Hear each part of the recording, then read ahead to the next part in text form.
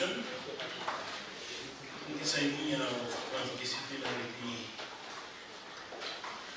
is realized in the context of the dialogue between science and religion in Romania in a very good way.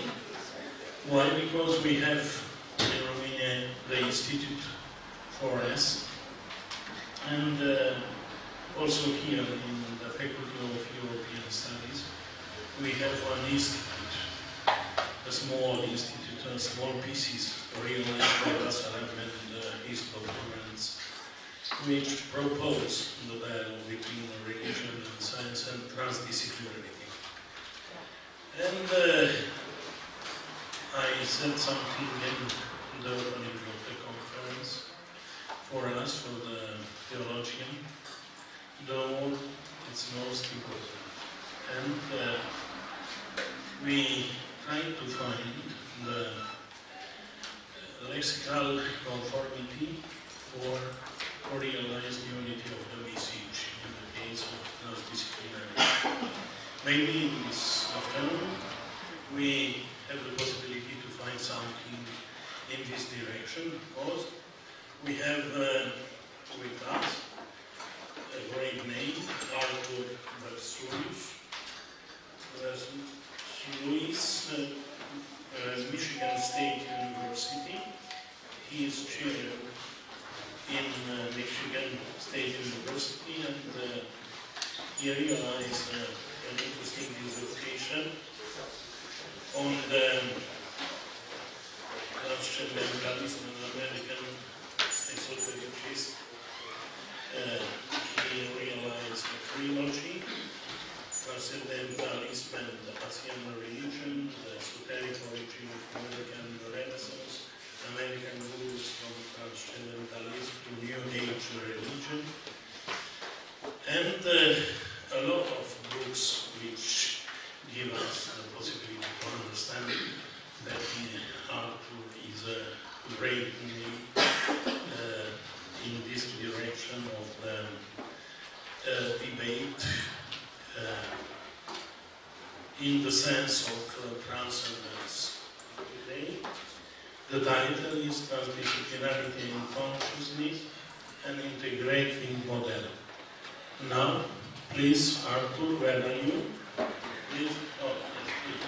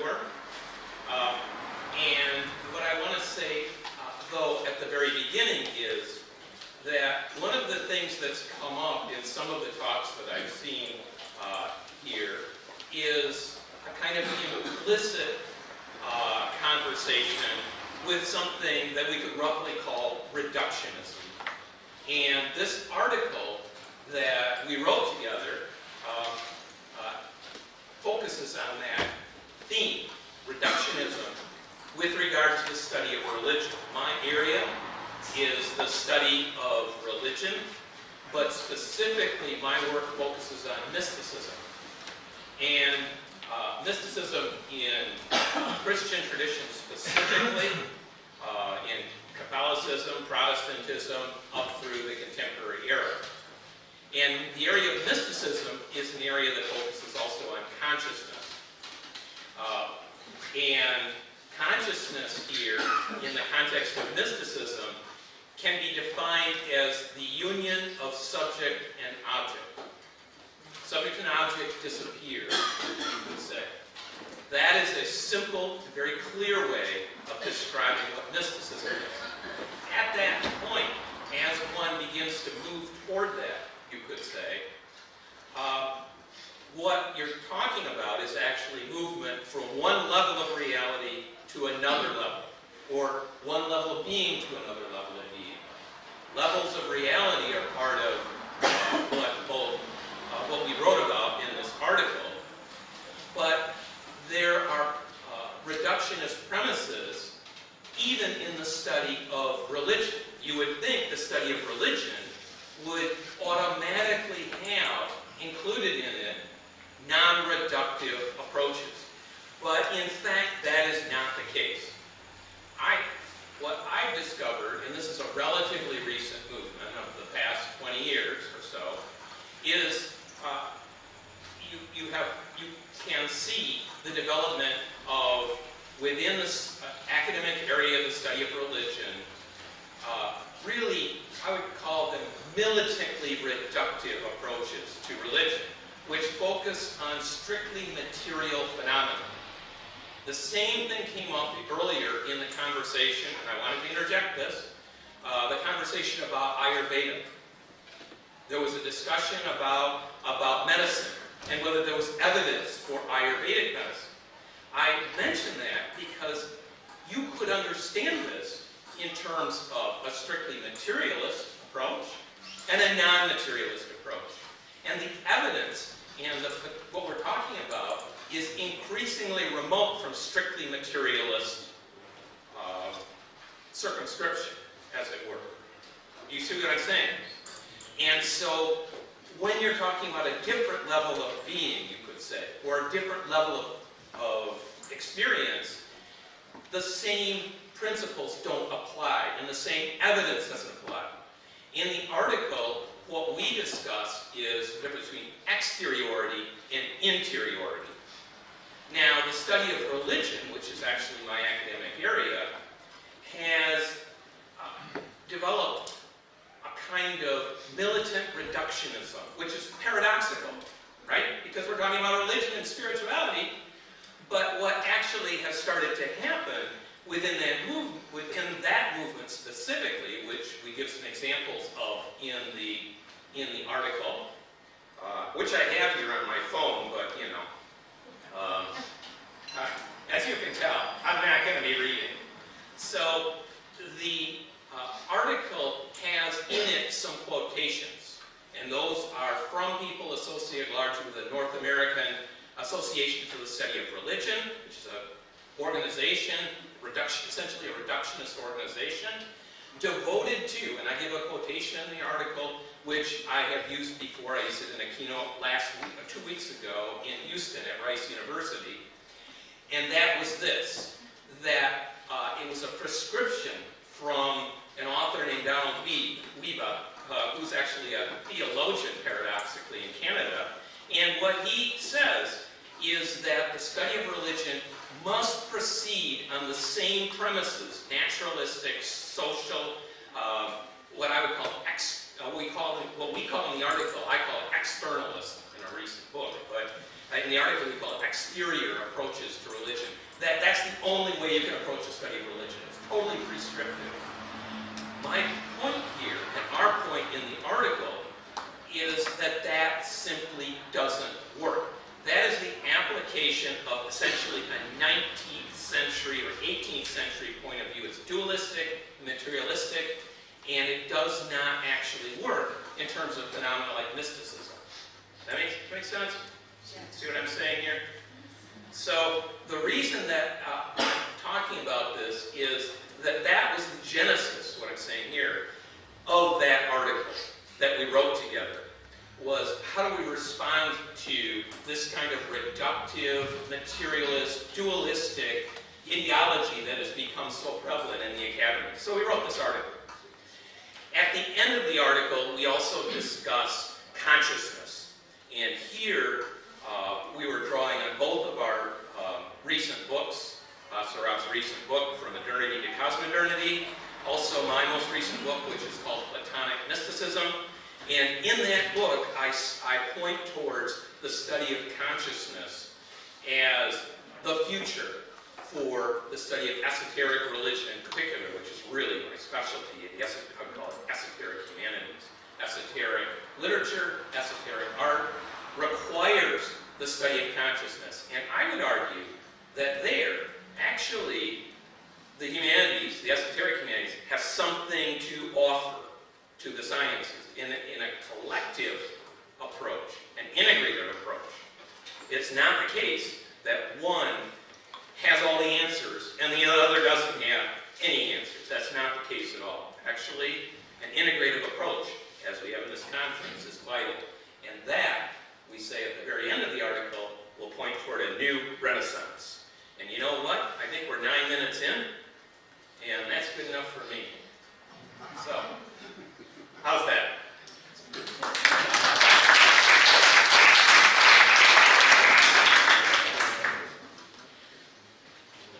Yes, thank you. It was a very systematic exposition. He explained us the methodology of research and the methodology put in the page, this generous idea. Yes, it's easy for us to understand that the method of reductionism is not one very good solution, and we must understand the integrality of the mystic experience.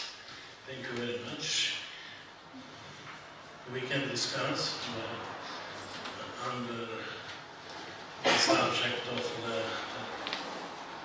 the mysticism and the elements which constitute the mysticism in the Orient, for example, but the Christian Orient, not the Asian Orient, for example, where you are a specialist. But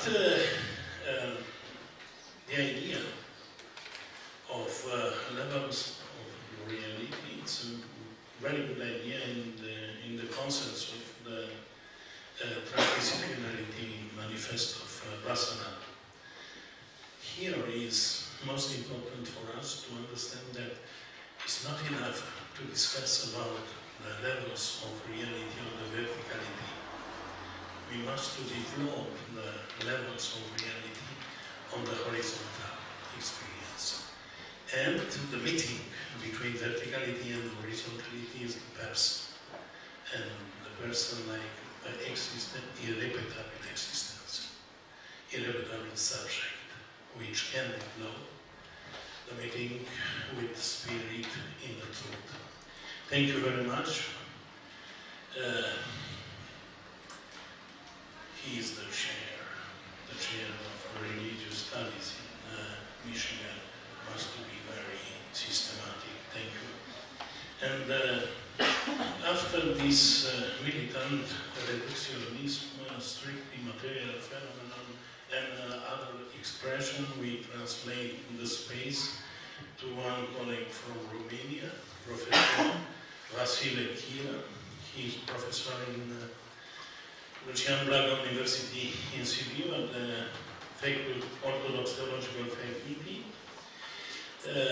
It's a very nice moment for me because at the beginning of the study in theology we are colleagues in the first year.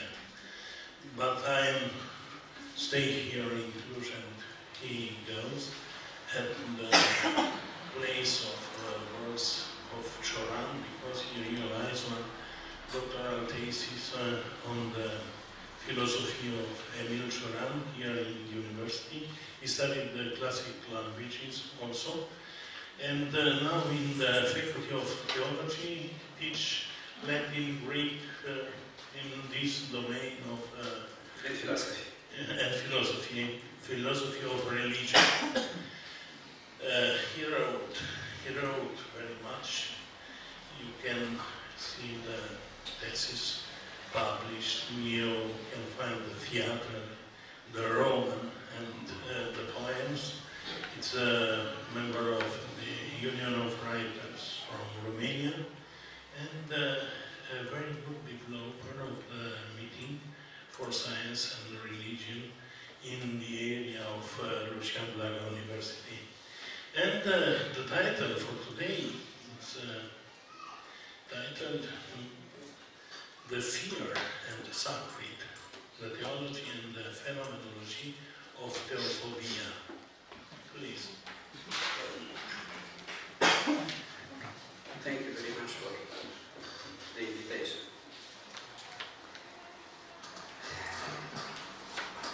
I have already a little phobia, but not theophobia, maybe some kind of chronophobia. Because the presentation time is short and my subject is very complex. But I will try to respect this time. Unfortunately, there are more than 6,000 known phobias. Any object, thing, situation, phenomenon, state is a potential phobogenic. My study proposes an analysis of the relation between fear and sacred, and also the theophobic forms viewed from a pluri-, inter- and transdisciplinary perspective. After a brief introduction, where talked about the nature of fear, the distinction between fear and wish, the metaphysical anguish, the range of phobic manifestation with reference to God, sacred, religions, saints, churches, cult objects, rituals, and prayers, I approached fear as a defense mechanism, the physiological mechanism of fear, the phenomenology of fear, religion and fear, fear and Christianity, the concept of fear and anxiety at Kierkegaard, the fear at Sigmund Freud, the fear of the sacred at Rudolf Otto, the theology of fear at Hans Urs Balthasar, the existential analytics of fear at Heidegger, fear in the biblical literature, fear in the patristic literature, especially to Maxim the Confessor, human theophobia, in which I approached the forms of theophobia, the symptomatic picture of theophobia, the causes of theophobia, the social-professional impact of theophobia, the therapy of theophobia, and so on. Divine anthropophobia and the metaphysical etiology of the phobic behavior. Because after this conference our talks will be published and you will have access to entire content, in this way, today I have chosen to say a few words about the last 2 points of my study. Related to the theophobia, I want to make a point explanation from the beginning. The term theophobia is not a very accurate, it's not a very exact one, because phobia in general supposes the avoidance of the object of the anxiogene phenomenon, while in the case of the theophobe, we speak of acceptance and love for God, the fear only being induced by his manifestation. In other words, in the case of fear of sin and divine punishment, we would speak of a positive theophobia. While in the case of the atheist, who develops a fear of the name of God and of any symbolic iconographic representation, demonstrating antipathy and disgust of anything that could suggest divinity, and the guilt in connection to it, we could speak of a negative theophobia. There still could be a possibility of using the concept of theophobia for the fear of anything connected with God only. And for the fear of sin and punishment, words like hamartanophobia, fear of sin, and theocrinophobia, fear of judgment, divine anthropophobia. Symmetrically, there could also be a cosmophobia, a theophobia, God's fear of his own creation. The level of decay in the earth, the organized crime, drugs, fratricidal wars, the pan-terrorism, biological weapons, lethal diseases, the overloaded sexuality, the human genome manipulation, the transhumanism, the techno-singularity are enough reason to trigger such an attitude from a personal divinity which is good, is sensitive, loving, and just one, as most of the religion consider it to be. The divine regret for the mistake of having brought man into being are to be found already in the first book of the Bible, Genesis, chapter 6, verses 5 to 7. We could also name anthropophobia, the God's fear of the man, theophobia, fear of the sun. God feared the unpredictable facts which his creatures could commit being created as free human beings. Such facts, logically speaking, should be surprising for him, because if he knew them in advance, any trace of freedom would be wiped away. At the metaphysical level analysis, we could say that there is not only a divinity's fear of the man, but also a fear of God, of his own ipseity, autotheophobia, in all Greek. The fear of his condition of actus purus, through which new levels of existence could be generated, angelic, purely human. But the biggest of God's fear of his own ipseity is linked with his omnipotence, according to which new gods could be generated, beings which would be his equals or superior. In this case, as the Romanian philosopher Cluj-Napoca, influenced by the cosmogonic myths, says, Theomachia, fight between the gods, could be reached. The basic question is this: how does God perceive our fear? If we think that any knowledge supposes sufferance, it is obvious that God's knowing our anguish implies some theopathy. Knowing our fears, God is too afraid and suffering together with us, because the two subjectivities, God and man, cannot meet in an outer term.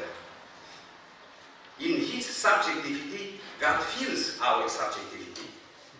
The metaphysical etiology of the phobic behavior, the causes of phobia remain essentially unknown. The technology of the abyssal ipseity, the protection mechanism of the subconscious, the biological inheritance, the learning of the phobic behavior, the association of some moments of intense fear with the object, being, or situation, etc., are some of the theories that try to explain this phenomenon. It is true, we cannot minimize the role of biology of the neurotransmitters, the genetic predisposition, the family history, the learning, the unconscious associations. Still, in our opinion, the causes of phobias should be searched in much deeper source. One of the major causes of phobia is connected with the fear of an uncertain ultimate sense. An uncertainty filled a long times with religious revelatory, culty contents. Religions, especially Christianity, feed the child's mental with a mythic, miraculous imaginary flux, with the perfect magic world, a world lost by the ancestral seed. The discrepancy between the enchanting imaginary world and the phenomenal world submit to gangrene, dissolution, violence and death, the condition of a mammal with a consciousness creates a measured inner conflict, a diffuse anxiety on which all the types of phobia are engrafted. Once the mythological archetypal source is lost, be real or imaginary, a transfer of authority takes place at an unconscious level, a reversive respect, a fear that gradually takes the shape of a phobia. It is not our guilt that the cosmic distances are dimensional, crushing us as individuals incarcerated in this terrestrial prison. We are not guilty of the existence of many viruses, that we have same biological configuration with pigs and chimps, that is devastating, that at the end of life our fellows put us into the ground where worms eat us. In other words, it is not the human who is phobic, but nature. The being diseases death and are anxiogenic through their very statute. The consciousness of the fact of being, the thaumatological perspective, transformed the hypersensitive individual with the minimum rational and emotional intelligence into a receiver of the failure of being, into a sensor of the ontological evil, into a victim of phobia. The last sentence. As a conclusion, the major objective cause of theophobia is to be found in the religious doctrines according to which our universe originates in a personal, punitive, vengeful creator. A deep knowledge of the antique mythology, of the history of religions, of the archaic theogonies, of religious phenomenology, of archetypal psychology, cultural anthropology, philosophy and science would be a shelter from the idea of a celestial ontological dictatorship and from a fright that such an anthropomorphized divine spectrum inspired. Thank you very much.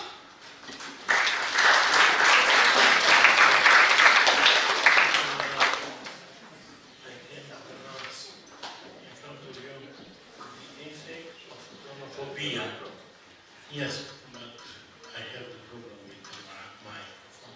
Okay. The subject is a larger subject of Theophobia. The perspective of analysis realized by